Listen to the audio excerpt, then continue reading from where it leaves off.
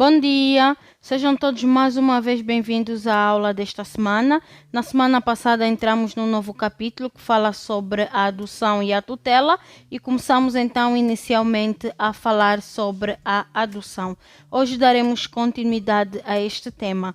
Não saia daí que nós voltamos já já. Vamos então começar a falar sobre os requisitos em relação ao adotando. O adotando deve ser menor de 18 anos de idade, deve ser filho de pais desconhecidos ou falecidos, deve estar na situação de abandono, mesmo que esteja ou não entregue a estabelecimento de assistência pública.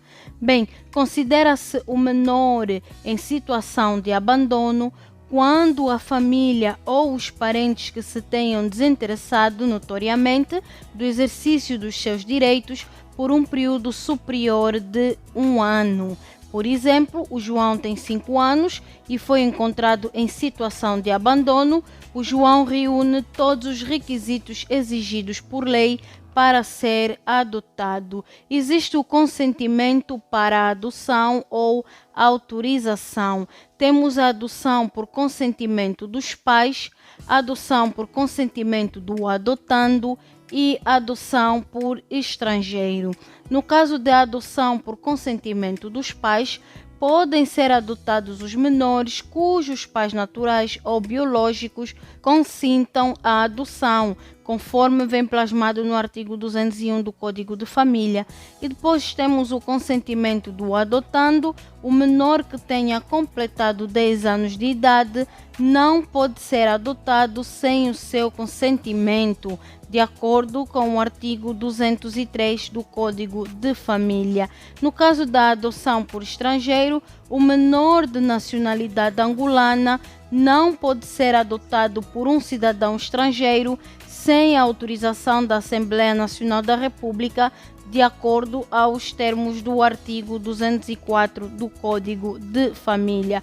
A adoção deve ser constituída nos termos do artigo 205 da mesma lei, sendo que a adoção homoparental não é permitida no sistema jurídico angolano. Existem alguns tipos legais de adoção, são 2 que a nossa lei prevê: a adoção dupla e a adoção unipessoal. A adoção dupla prevista no artigo 206 é aquela que se faz extinguir os laços de parentesco entre o adotado e os seus parentes naturais.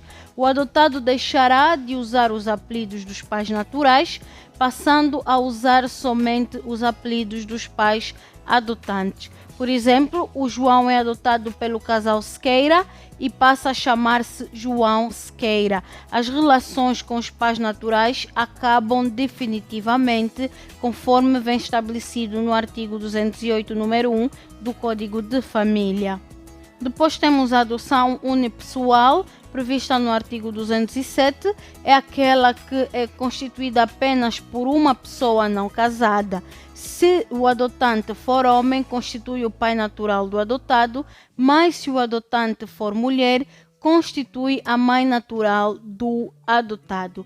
Cabe ao adotante o direito de exercer o poder paternal em exclusivo em relação ao adotado. O adotado usará os apelidos do adotante e os do pai ou mãe naturais, com quem permaneçam então as relações de parentesco, conforme nos faz menção o artigo 208, número 2. Existem efeitos em torno da adoção em relação ao adotante.